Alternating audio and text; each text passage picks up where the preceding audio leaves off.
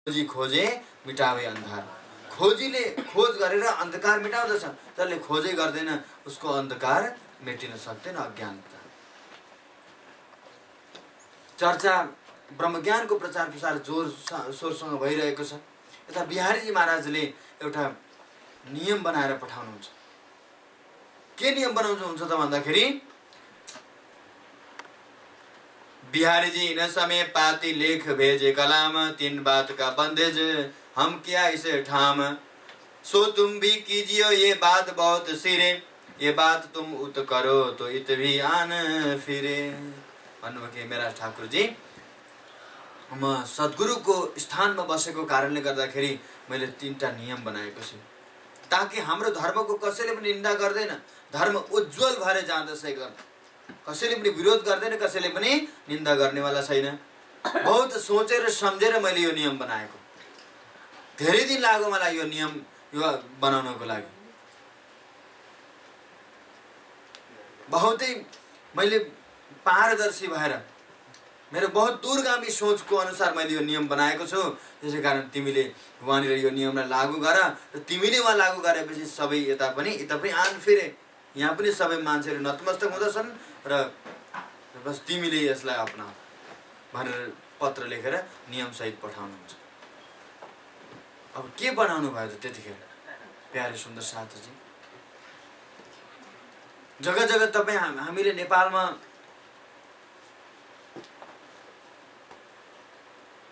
यो दृश्यहरू, यो व्यवहारहरू, यो वातावरण देख्न पाउँदथ्यौँ। धर्म तथा ज्ञान त बहुत उच्च छ, तर के गर्ने? बोलो श्री प्राणनाथ प्यारे की। हामीलाई थाहा भइकन पनि हामी तारतम्य ज्ञान ब्रह्मज्ञान ग्रहण गर्न सक्दैनौँ, किनभने हामीभन्दा पहिला अन्य जातिले यो ब्रह्मज्ञान ग्रहण गरिदियो। आफूलाई श्रेष्ठ मान्ने वर्गले यस्तो सोच्दथ्यो। यो एउटा दुर्भाग्य हो सुन्दर साथी। जातिवाद आध्यात्मिक ज्ञानको लागि अभिशाप। यसले अहङ्कार पैदा गरिदिन्छ। कता न कताबाट हृदयमा ठुलोपनको भाव प्रकट हुन्छ अनि ब्रह्मज्ञानमा ठुलोपन त मेटाउन जरुरी छ। यो श्राप हो। जो बडप्पन जुन भित्रबाट आउँदछ, म ठुलो हुँ भन्ने भावना आउँदछ, यो ठुलोपनमा परमात्मा टाढा हुनुहुन्छ। मारो प्रतिष्ठा पैजारो जो बीच दगा दे त ध्यान भन्नुहुन्छ प्राणजी। यो जुन ठुलोपन बडप्पन जुन प्रतिष्ठाको जुन ठुलोपन छ, यसलाई पहिला पैताला मुनि धुलोमा मिलाउनुहोस्, तब मात्रै परमात्माको साक्षात्कार अनुभूति सानिध्य प्राप्त हुन्छ भनिएको छ। बोलो श्री प्राणनाथ प्यारे की। आध्यात्मिक क्षेत्रमा यो ठुलोपनले गर्दाखेरि राष्ट्रले पनि कति ठुलो नोक्सान भोगत्नु परेको छ। यदि सम्पूर्ण मानवहरू प्रत्येक राष्ट्रमा, विशेष गरेर हामीले भारतवर्षकै यो दुर्दशा छ हैन? जातिपातिको यस्तो प्रकारको वर्गीकरण विभाजक रेखा तानिएको छ, त ठुलो म सानो, म ठुलो त सानो भनेर। यसले गर्दा राष्ट्र पनि विकसित मुलुकहरूमा यस्तो प्रकारको विभाजक रेखाहरू छैन कहीँ पनि। तर यो भारतवर्षको आफैमा एउटा दुर्भाग्य हो। भारतवर्षको दुर्भाग्य ती पौराणिक व्यक्तिहरूले गराइदिए, जसले पुराणहरूको रचना गरेर वेदव्यासजीको नाम लगाइदिए र आफ्नो झुटको सिद्धान्तलाई प्रतिपादन गरे समाजमा। बोलो श्री प्राणनाथ प्यारे की। अब बिहारी महाराजले त्यही हावा थियो। नौतनपुरीमा पनि यस्तो प्रकारको वाम मार्गीहरूको, वैष्णवहरूको बोलबाला भएको कारणले गर्दाखेरि यहाँनिर 3 प्रकारको नियम बनाएर पठाउनु भयो। निजानन्द सम्प्रदायको यो नियम होइन प्यारे सुन्दर साथी। तर प्राय जो ब्रह्मज्ञानको चिन्तन मननको अभाव जुन समाजमा सुन्दर साथमा छ, उनीहरूले बिहारीजीको नियमलाई चाहिँ आत्मसात गरिएको देखिँदछ। बोलो श्री प्राणनाथ प्यारे की। जसले वाणी चिन्तन गर्दैन, वाणी पठन पाठन गर्दैन, ब्रह्मज्ञानको चर्चा सत्सङ्ग सुन्दैन, सुनाउँदैन, त्यो सुन्दर साथ बिहारीजीको 3टा नियम भित्र फस्नको लागि बाध्य भएको प्रतीत हुन्छ, देखिन्छ समाजमा। एक तो नीच जात को सुनाइयो नहीं तारतम, दूजे राण स्त्री को तीजे कहे हम तुम। बोलो श्री प्राणनाथ। के नियम बनाउनु भएको छ भन्दाखेरि हे मिराजी, एक त तिमीले साना जातिहरूलाई तारतम्य ज्ञान ब्रह्म ज्ञान नदिनु। यो सोच निजान सम्प्रदायको होइन, वेदको पनि सोच होइन, यो कोही महापुरुषहरूको पनि यो विचारधारा होइन। भारतमा महाभारतको युद्ध पश्चात वाम मार्गीहरूले देशको बागडोरलाई, धार्मिक बागडोरलाई उनीहरूले चलाए। कोही वेदका ज्ञाता थिएनन्।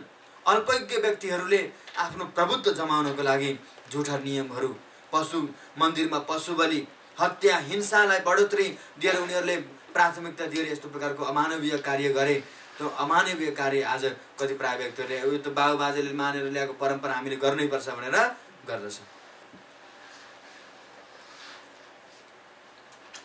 एक त निज जातको तारतम्य नदिनु, निज जात सेड्युल कास्ट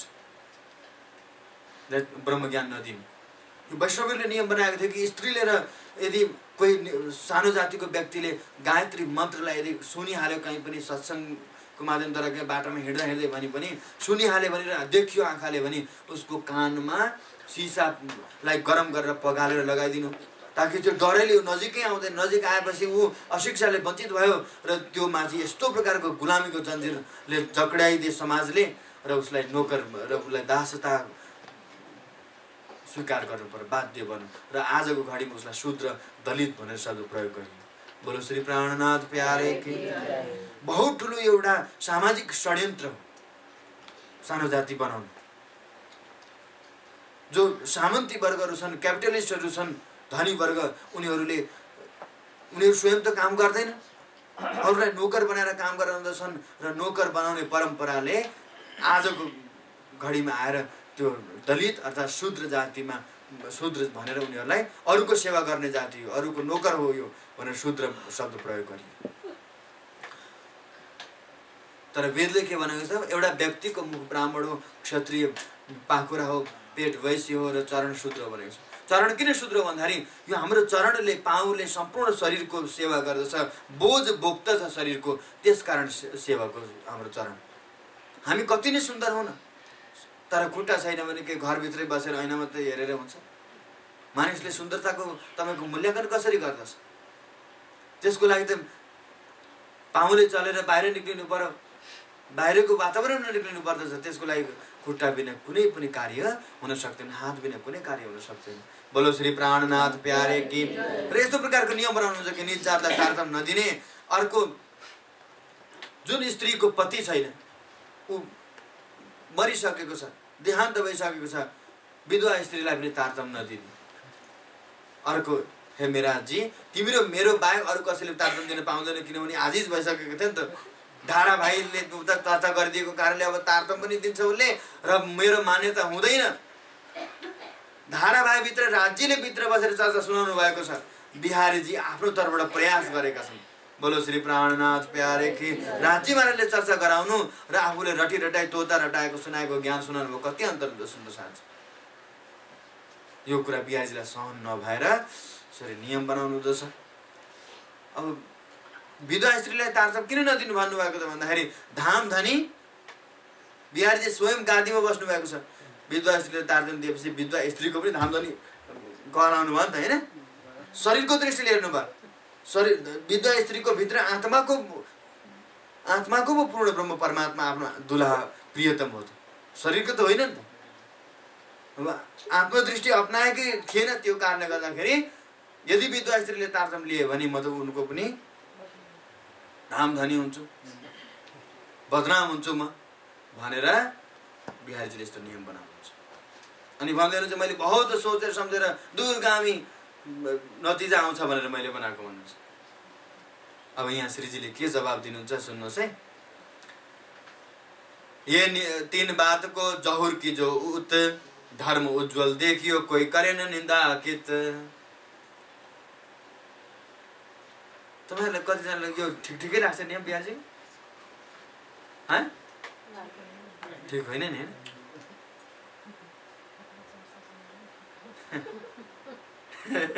बिहारीजीले भन्नुहुन्छ यदि यो 3टा नियम पालन गर्यो भने धर्म उज्जवल हुन्छ। कसैले साना जातिको धर्म होइन रहेछ, ठुलै वर्गको धर्म रहेछ भनेर सबै त्यसको अनुसरण गर्छन्, निन्दा हुँदैन भनेर भन्नुहुन्छ बिहारी। अब श्रीजीले के जवाब दिनुहुन्छ, उहाँको जवाब सुनौँ हामी।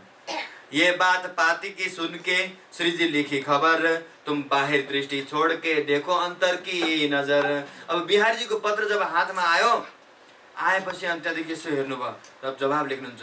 जवाब 3 बात का हम तुम्हें लिखूं बनाए, ताको विचार कीजियो श्री देवचंद जी राह चलाए। हे बिहारी जी महाराज, हाम्रो निज आनन्द जुन आत्मधर्म हो देवचंद जी महाराजले चलाएको, तिमी बाहिरी दृष्टि छोडेर, चर्म चक्षुलाई छोडेर आत्मिक नजरले हेर। उन्होंने जात भेष को भान डारियो शीश। देवचंदजीले के गर्नुभएको थियो, जातिपातिको त शीशै कलम गरिदिनु भएको थियो, यानी जातिपातिको मर्यादा भेदलाई मेटाउनु भएको थियो। देखियो जित अंकुर को तित करो बख्शिस, करी बख्शिस। जहाँ अंकुर देवचंद जी महाराजले देख्नुभयो त्यहाँ परमधामको ब्रह्मज्ञान बख्शिस गर्नुभयो। खोजी भाइ उनी यवन जातिको हुनुहुन्थ्यो अनि विधवा स्त्री पनि हुनुहुन्थ्यो। दुईटै उनीमा यो लागु हुँदथ्यो उनलाई, तर सुन्दर साथमा स्वीकार गरेर तारतम ज्ञान दिनुभयो र सदा दिन उनले सेवा गर्नुहुन्थ्यो सुन्दर साथको। सो देखो तुम जाहिर खोजी भाई मुसलमान, और वो स्त्री राण थी बक्स्यो रही बाई बासना जान। उनी विधवा पनि थिइन्, परमधामको रही बाई आत्मा चिनेर सद्गुरुले तारतम दिनुभएको थियो। सो ये बात तुम देखी है, हे बिहारी जी, यो कुरा त तपाईले प्रत्यक्ष देख्नु भएको छ। उनकी दृष्टि जात भेष पर नाही, देवचंद जी महाराजको दृष्टि जात भेषमा थिएन। आज हाम्रो प्राय जसो कति सुन्दर साथ समूहमा समाजमा यो एउटा अभिशापको रूप छ। तारतम ज्ञान लिएको छ, गुरुवर्ग कहलाएका छन्, तर जातिपातिको बन्धनबाट माथि उठेका छैनन्। कोही उपाध्यायले एउटा अर्को जैसीको घरमा गएर भोजन ग्रहण गर्दैन, सुन्दर साथ बनाएको छ, तारतम पाठ गर्दछ, दुवैले पाठ गर्दछन्, तर सांसारिकतामा गएर मैले यदि जैसीको घरमा गएर भोजन गरेँ भने भोलि मलाई पढाउन बोलाउँदैनन्। बोलो श्री प्राणनाथ प्यारे। निजानन्द सम्प्रदायमा यो 150 वर्षको इतिहासमा जुन दिनदेखि कर्मकाण्डलाई प्राथमिकता दिने व्यक्तिहरूको प्रवेश हुन थाल्यो, त्यहाँदेखि निजानन्द सम्प्रदायको सिद्धान्तमा त्रिगुणका फन्दाहरू लागू हुन थाले। 17 साल महाराजले तोड्नु भएको थियो, विक्रम सम्वत 1740-41 मा, हैन? 17 साल महाराजले के गर्नुभयो, पूर्ण ब्रह्म ब्रह्मस्य न्यारे त्रिगुण फाँस कि फन्द पढे त्यसो फन्द निरवारी, उहाँले त तोड्नु भएको थियो।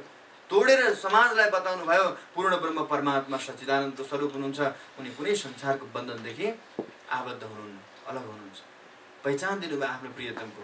परन्तु यो 150 वर्षको आजदेखिको घडीदेखि लिएर 150 वर्षको इतिहासमा जब ब्रह्मज्ञान केवल रुमालमा मात्रै पोको पारेर राखियो रह्यो, प्रचार प्रसार भएन, प्रचार प्रसार नभएपछि समाज सुन्दर साथ अज्ञानता र कर्मकाण्डको बन्धनमा फस्न बाध्य भए। र आज आएर राज्यको कृपा भएको छ, हरेक प्रकारले आज प्राणनाथजीको ज्ञानको जय जयकार संसारमा भइरहेको छ। टिभी सिरियलको माध्यमद्वारा चर्चा, सिडी क्यासेट्सहरूको अनेकौं प्रकारको इलेक्ट्रोनिक मिडियाद्वारा आज ब्रह्मज्ञानको प्रचार भइरहेको छ।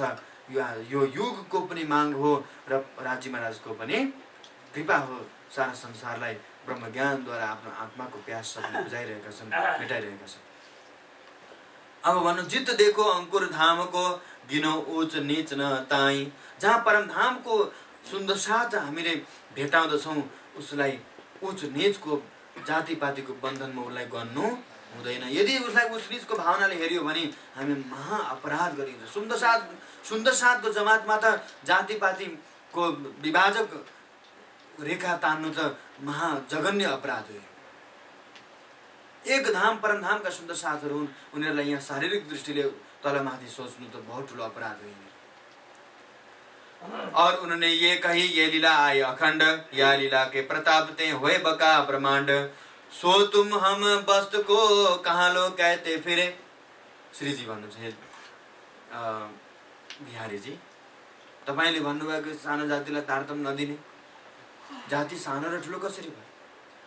जन्मना जायते शूद्रो संस्काराद द्विज उच्चते, वेद पाठी भवेत विप्र ब्रह्म जानति ब्राह्मण।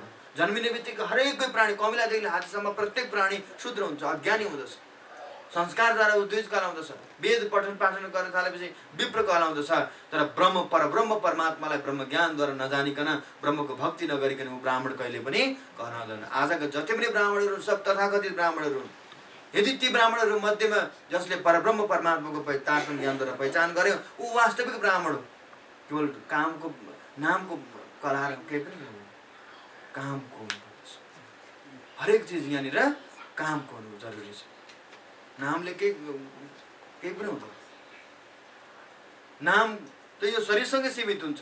हाम्रो शरीर मेट्यो, नाम पनि खत्तम भयो। नाम का काम न वहाँ, नाम से परे है पिया, नाम तो धराया यहाँ। हरेक चिजको नाम यही रहन्छ नि, यो मिट्टीसँगै समाप्त हुन्छ नाम। काम चाहिन्छ, कामले पुर्याउँदछ हामीलाई। काम भनेको ब्रह्म कर्म है। फेरि काम भनेको काम विषय विकार काम वासना यतापट्टि नसोच्नु भयो। बोलो श्री प्राणनाथ प्यारे की। अब भन्नुहुन्छ कि हे बिहारीजी महाराज, तिमी र म कति दिनसम्म यो ब्रह्म ज्ञान प्रचार गर्न सक्छौँ र? यो शरीर त हामीले प्राकृतिक नै धारण गरिएको छ, त्रिगुणात्मक शरीर नै धारण गरेको छ। यसले पनि मरण धर्म त स्वीकार गर्नै पर्दछ। यो शरीरले पनि मृत्युको सच्चाइको सामना त गर्नै पर्दछ। त्यसै कारण तिमीले र मैले कहिलेसम्म 70-75 वर्ष छ त्यहाँभन्दा अगाडि के यो ब्रह्म ज्ञान यही ठप्प हुने, सत्यको प्रचार नहुने? श्रीजीले जवाब दिनुहुन्छ त्यसै कारण सो हम तुम वस्तुको यानी तारतम्य ज्ञान रूपी महान ज्ञानलाई कहाँसम्म हामीले प्रचार गरि नै रहन सक्छौँ र? जिनको पहुँचे तारतम। बोलो श्री प्राणनाथ प्यारे प्यारे सुन्दर साथजी, यो प्रसङ्गमा मलाई यो कुरा उजागर गर्न मन पर्यो। लामी डाँडाबाट हैन जो सुन्दर साथ ब्रह्म ज्ञानको खोजमा पुग्नु भयो नि, जानुभयो, जहाँ जानुभयो जयगाउँमा फुन्सोलिङमा तपाईँ हामीलाई थाहा छ। परन्तु जो सुन्दर साथ